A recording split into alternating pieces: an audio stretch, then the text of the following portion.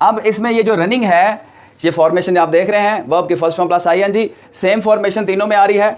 तो ये जो रनिंग है, ये यहाँ पर इस बॉय को, अपने से बाद में आने वाले बॉय नाउन को डिस्क्राइब कर रहा है, उसकी जारी कैफियत को डिस्क्राइब कर रहा है। जैसे यहाँ पर ये वीपिंग इस चाइल्ड की जारी कंटिन्यूअस कैफियत को बता रहा है, रोता हुआ बच्चा। और इसी तरह से ये दौड़ता हुआ लड़का, ये नाउन है, अपने से बाद में आने वाले नाउन की ये जारी कैफियत को, जारीपन को, उसके जारी अमल को डिस्क्राइब करता है। That is called present participle. तो डियर फ्रेंड्स एंड स्टूडेंट्स, बिस्मिल्लाहिर्रहमानिर्रहीम, अस्सलाम वालेकुम, this is Tahir Ali and welcome to my YouTube channel English with Tahir Ali.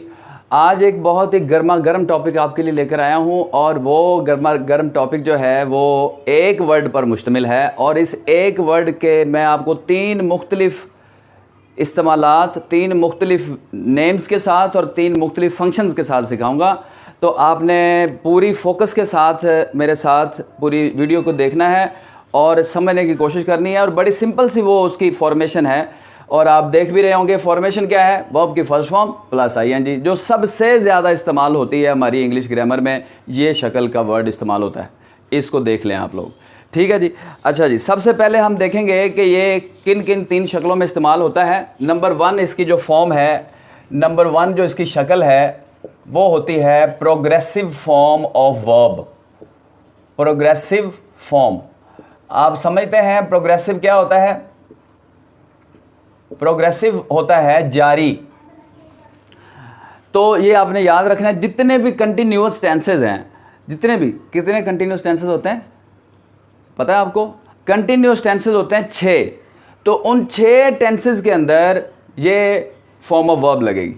6 continuous tenses होते हैं, आपको पता ही होगा, नहीं पता तो मैं आपको बता देता हूँ। 3 सिंपल कंटिन्यूअस टेंसेज होते हैं और 3 परफेक्ट कंटिन्यूअस टेंसेज होते हैं। और 6 के 6 tenses take first form plus ING as a form of verb. तो ये आपने याद रखना है, नंबर 1 इसकी जो फॉर्म है। एंड नंबर 2 ये आता है एज अ जेरेंड, जिसको जीरेंड भी साउंड करते हैं। ये मैं अपनी पिछली वीडियो में सिर्फ जेरेंड का बता चुका हूँ, तो जिन्होंने मेरी पिछली वीडियो नहीं देखी है पहले तो उसको देख के आएँ जाके, तो फिर वापस आएँ और फिर ये तीनों इसके इस्तेमालात सीखें, तो आपको ज़्यादा अच्छे से समझ आएगी और ज़्यादा मज़ा भी आएगा, क्योंकि आपको समझ आ रही होगी।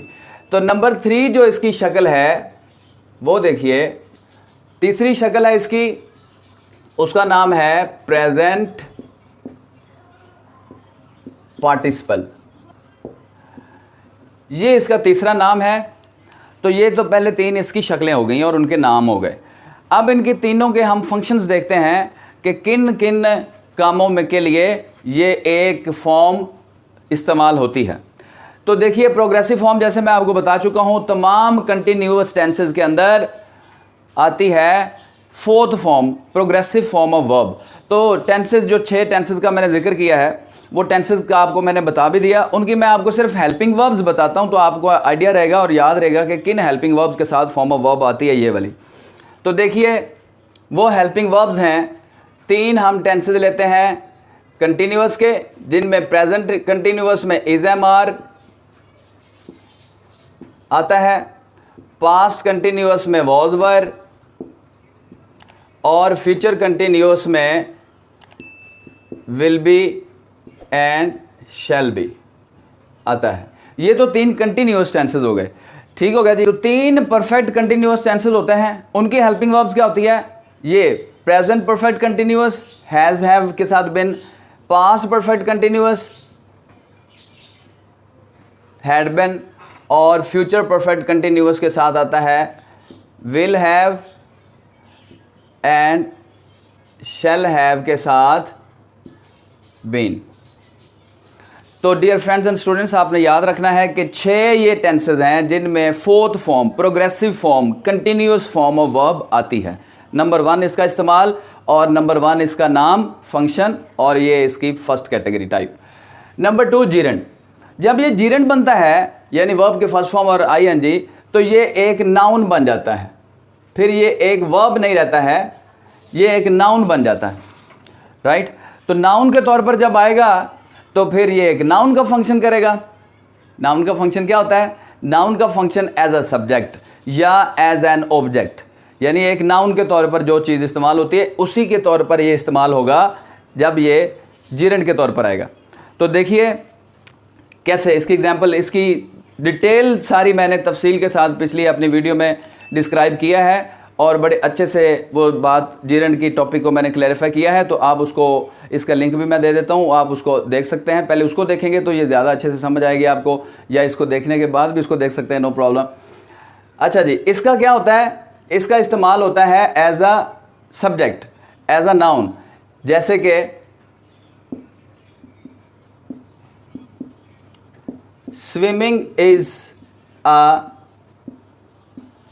Good exercise, right. तो ये स्विमिंग जो है ये यहाँ पर प्रोग्रेसिव फॉर्म ऑफ वर्ब नहीं है, यहाँ पर ये एक नाउन है जो एक सब्जेक्ट के तौर पर आ रहा है और सेंटेंस को शुरू कर रहा है और हेल्पिंग वर्ब से पहले आ रहा है। Number 2, he is good at cooking. यहां पर ये कुकिंग जो है ये जिरेंड है और ये एक नाउन के तौर पर आ रहा है और इस सेंटेंस में एज एन ऑब्जेक्ट आ रहा है। तो ये 2 एग्जांपल्स हैं जिरेंड की और शक्ल आप देख रहे हैं कि ये वर्ब के फर्स्ट फॉर्म प्लस आईएनजी के साथ इसकी फॉर्मेशन है। तो इसका ये सेकंड इस्तेमाल और सेकंड फंक्शन और सेकंड नेम। नंबर 3 देखिए, वो है प्रेजेंट पार्टिसिपल। जब ये प्रेजेंट पार्टिसिपल बनता है तो ये एक एडजेक्टिव का काम करता है, एडजेक्टिव का काम करता है। तो क्या एडजेक्टिव करता है ये अपने से बाद में आने वाले नाउन की जारी हालत को बताता है, उसके जारी काम को नहीं बताता कि वो क्या काम कर रहा है। काम को बताना होगा तो फिर हमें ये प्रोग्रेसिव फॉर्म लगानी पड़ेगी। तो उसकी जारी कैफियत को बताता है कि वो किस अमल में है, कौन सा अमल वो कर रहा है और वो जारी अमल है, उस अमल के जारीपन को बताता है ये वर्ड। देखिए, द वीपिंग चाइल्ड, इस सेंटेंस के अंदर ये वीपिंग जो है एज अ पार्टिसिपल आ रहा है, प्रेजेंट पार्टिसिपल। वीपिंग का मतलब क्या है, द वीपिंग चाइल्ड का मतलब क्या है, रोता हुआ बच्चा, रोता हुआ बच्चा। इसी तरह से द रनिंग बॉय। अब इसमें ये जो रनिंग है, ये फॉर्मेशन आप देख रहे हैं वर्ब के first form plus ING, same formation तीनों में आ रही है। तो ये जो रनिंग है ये यहाँ पर इस बॉय को, अपने से बाद में आने वाले बॉय नाउन को डिस्क्राइब कर रहा है, उसकी जारी कैफियत को डिस्क्राइब कर रहा है। जैसे यहाँ पर ये वीपिंग इस चाइल्ड की जारी कंटिन्यूअस कैफियत को बता रहा है, रोता हुआ बच्चा। और इसी तरह से ये दौड़ता हुआ लड़का, ये नाउन है, अपने से बाद में आने वाले नाउन की ये जारी कैफियत को, जारीपन को, उसके जारी अमल को डिस्क्राइब करता है। That is called present participle. तो dear friends and students, I hope कि आपको तीनों इसके फंक्शंस, आईएनजी फॉर्म के फंक्शंस और तीनों की फॉर्मेशन और तीनों के नेम्स अच्छे से समझ आ गए होंगे। तो अब आपने याद रखना है कि आईएनजी की जो फॉर्म है ये सिर्फ फॉर्म ऑफ वर्ब नहीं है, ये जिरेंड के तौर पर भी इस्तेमाल होता है और प्रेजेंट पार्टिसिपल के तौर पर भी इस्तेमाल होता है। और सबसे ज़्यादा फॉर्म ऑफ वर्ब जो है 12 टेंसेस के अंदर, वो यही एक फॉर्म है जो 6 टेंसेस को कवर करती है। तो thank you for watching and subscribe to my channel and be linked with me and with my channel. Thank you very much.